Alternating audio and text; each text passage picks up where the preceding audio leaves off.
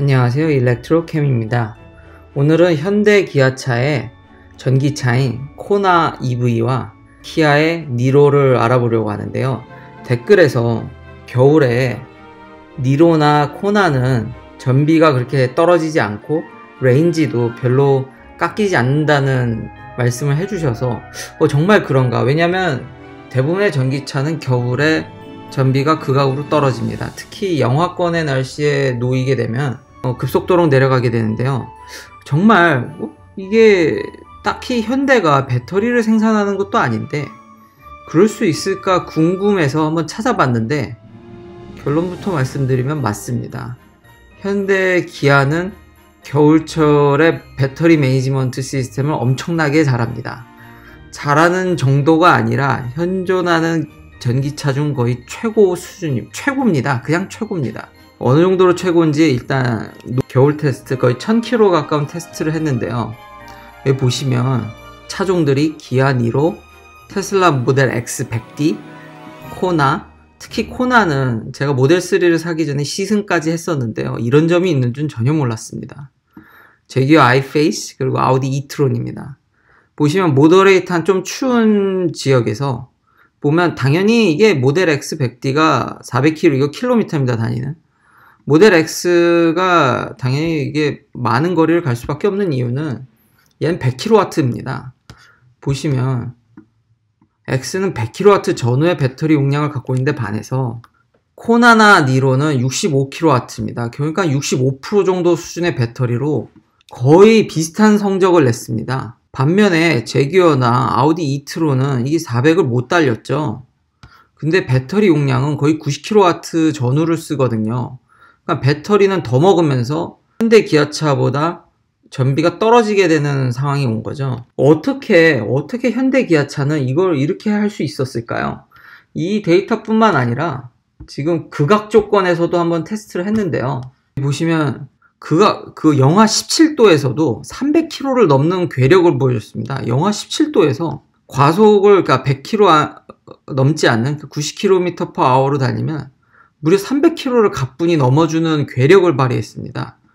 이거는 기존 전기차가 갈 수 없는 수치입니다. 괄목할 만한 성적입니다. 그래서 제가 놀래서 도대체 어떻게 배터리가 되는가를 오늘 알아보는 시간을 갖겠습니다. 현대 기아차의 배터리 모듈은 약간 테슬라랑 다릅니다. 이런 케이지를 쓰죠. 물론 밑바닥에 쫙 깔려있긴 한데 여기 보시면 거의 약간 휘발유 기름통 같이 만드는 언덕도 있죠. 그러니까 내연기관에서 만들었다는 케이스가 좀 복잡한 단순 이제 원통형 배터리를 쭉 일렬로 박스형으로 깐 게 아니라 자동차의 구조 모양을 좀 고려해서 설계한 듯한 모양입니다. 첫째로 이제 중요한 거는 원통형 셀을 쓰지 않습니다. 코나나 니로는 LG의 파우치 셀, 이런 원통형이 아니라 좀 더 단가가 비싼 파우치 셀을 씁니다.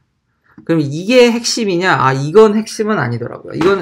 이 배터리 매니지먼트 시스템을 현대 기아차가 고유로 개발을 했고 이것은 굉장히 진보한 시스템이더라고요. 물론 복잡해서 단가가 상승될 우려가 있긴 한데 굉장히 잘 만들었습니다. 일단 셀은 기존 원통형이 아니라 파우치 셀이라는 점. 그리고 여기 보시면 코나, 니로뿐만 아니라 제기어 아이페이스, 아우디 이트론도 같은 셀을 씁니다. 같은 셀. 물론 차량 무게가 다르고 약간의 이제 변수가 있지만 같은 셀을 쓰고 더 큰 용량을 실었는데 겨울철에 코나나 니로에 비해서 월등히 떨어집니다. 이 둘은 전비가. 이거 둘도 제가 볼 때는 이게 안 팔릴 것 같은데 이 둘은 제가 볼 때 전혀 벤츠 EQC 꼴날 것 같은 차들인데 정말 현대기아차는 겨울의 최강자입니다. 셀에 이렇게 파우치 형태의 프레임에 이렇게 설계가 되어 있고요. 그러니까 좀 더 이런 얇고 넓은 셀을 써서 좀 면적을 최대화하려는 것 같습니다. 단면적을. 실제 운전석의 이제 밑바닥과 이 뒷부분을 까면은 이렇게 배터리가 배치되어 있다는 걸 알 수 있고요. 자, 이제부터 핵심이 나오는데요. 이렇게 이제 배터리를 완전히 이제 64kW 배터리를 이렇게 스택업을 해서 당연히 저런 널찍한 파우치들을 또 스택해가지고 큰 모듈을 만들어서 이게 4개의 모듈이 들어갑니다. 핵심은 여기 이제 쿨런트에 있는데요. 다른 전기자동차 회사와 달리 이 쿨런트 배열이 굉장히 꼼꼼히 잘 되어 있고, 이 쿨런트가 리퀴드입니다. 리퀴드. 그러니까 열 효율이 좋은, 열을 굉장히 많이 먹을 수 있는 물과 글라이콜 믹스를 씁니다. 당연히 이러다 보니까 열을 빠르게 흡수하고 전달하고 열 관리가 더 용이할 수밖에 없습니다. 그러니까 다른 배터리 매니지먼트 시스템보다 훨씬 더 효율을 좋게 만들 수 있습니다. 근데 이 기술이 가능했던 이유를 알아보니까 당연히 이런 액체류를 컨트롤하는, 유체를 컨트롤하는 기술은 기존의 이제 개솔린 엔진들에서, 컨벤셔널 개솔린 엔진에서 이런 테크놀로지가 매우 필요한데, 이거를 이 엔진에서 배운 기술을 배터리에 적용시킨 거죠. 그러니까 가장 진보된 기술을 쓰고 있습니다. 서멀 매니지먼트에서. 그뿐만이 아니라 현대기아차는 따로 그 배터리를 히팅하기 위해서 배터리 히터가 존재합니다. 근데 여기 보면 미국 버전에는 배터리 히터 버전이 포함되어 있지 않다고 하네요. 2019년에. 아마 원가를 이제 줄이기 위해서. 그렇지만 캐나다에 파는 것들은 이 배터리 히터를 따로 제공을 하고, 그러니까 다른 차들은 배터리를 데우기 위해서 따로 이런 유닛이 존재하지 않습니다. 그리고 효율도 떨어지고요. 그러니까 그래서 프리히팅이 테슬라나 이런 차들한테는 중요한 이유가 미리 배터리를 데워야지, 그러고 나서 나가야지 효율이 좋거든요. 그러니까 배터리가 뜨거워져야지 추운 겨울엔 어느 적정 온도로 올라와줘야 좋은데, 그렇지 않으면은 배터리를 데우기 위해서 쓸데없이 많은 열을 쓰게 되는데, 현대기아차는 그렇게 낭비되는 열을 막기 위해서 그거를 히팅하기 위해 따로 히터나 PTU 유닛들을 갖다 넣은 거죠. 그래서 다른 차들에 비해서 추운 겨울날 배터리 온도를 더 올리기 쉽습니다.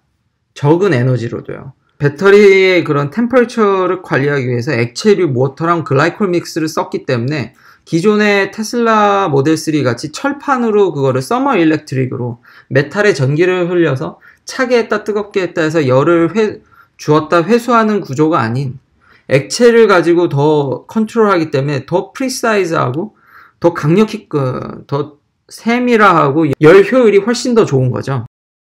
예, 그래서 정리하면 이거는 LG셀의 이제 템퍼레처별 용량인데요. 이 온도가 떨어지면 보십시오. 벌써 0도도 가기 전에 7도면 이렇게 급강하죠. 커런트가.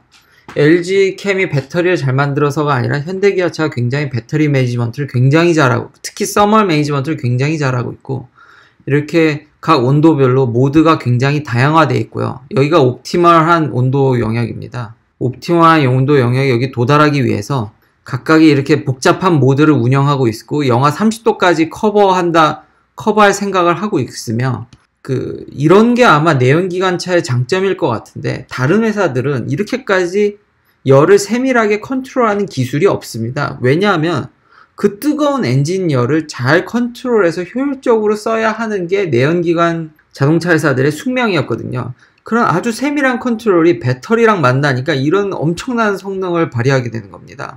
쿨 컨디션일 때는 루프를 이렇게 크게 쓰고, 각각의 밸브 컨트롤이 여기 현대기아차는 환상적입니다.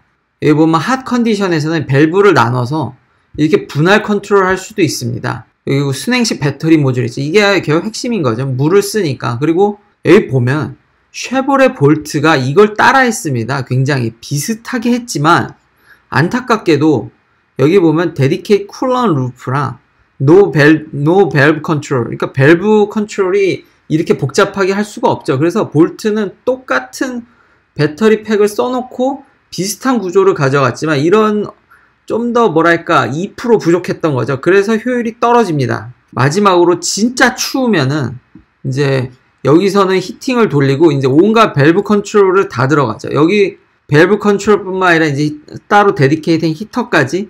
여기 보시면 이미 결론에 모델 3는 굉장히 플렉시블한 커넥트고 이제 다른 장점들이 있지만 그러니까 데디케이트 어떤 히터가 없기 때문에 굉장히 inefficient하다라는 게 여기 나와 있습니다. 근데 적지 않은 회사들이 볼트같이 이런 현대기아차와 비슷하게 가지만 완벽한 밸브 컨트롤을 하지 않고, 혹은 테슬라 모델 3와 비슷하게 가나 이렇게 inefficient하게 가거나. 근데 현대기아차는 이런 복잡한 구조를 완성함으로써 적은 배터리로도 겨울철에 장거리를 갈 수 있는 그런 기반을 마련한 거죠. 만약에 이런 기술과 현대기아차가 100kW짜리 큰 배터리를 탑재한다면 진짜 한겨울에도 초장거리를 갈 수 있는 어드밴티지가 있습니다. 확실히 이 추운 겨울에 서머 매니지먼트는 확실히 현대기아차가 어떤 전기차보다도 우위에 있는 거는 확실한 것 같습니다. 그래서 리비안이라고 아직 시범 모델만 내놓고 생산하지 않는 이제 뭐 테슬라의 자기네들이 라이벌이라는 회사가 이거를 이제 현대기아차를 따라하려고 합니다.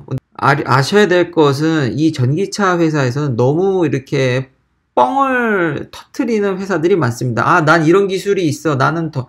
하지만 기술을 개발하는 것과 실제로 인프라스트럭처를 갖춰주고 미리 이렇게 생산하는 거는 별개입니다. 진짜. 그러니까 미국 사람들은 약간 그거에 이제 학습이 돼서 누가 뭐 이런 첨단 기술을 만들고 뭐 하겠다고 하더라도 사람들이 이렇게 잘 받아들이질 않습니다. 실제로 그거를 소비자의 손에 들어오게 만들어줘야지 그 과정이 무지무지 어렵다라는 걸 테슬라를 통해서 이미 잘 사람들이 학습을 해서 얘는 좀 그렇다고 하지만 확실히 좋은 거는 확실한 게 이 회사가 어떤 기술이 좋다고 하면 항상 따라한다고 얘기를 하거든요. 근데 현대기아차 거를 이 배터리 매니지먼트 시스템, 특히 서멀 매니지먼트 시스템 따라하겠다는 걸 봐서는 거의 최고 수준인 거는 맞습니다.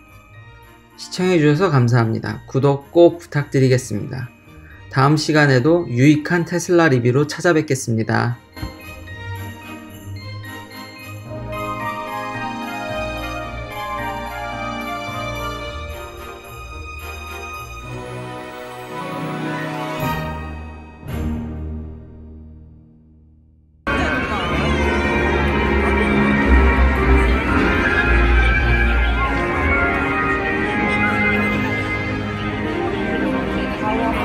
Thank you.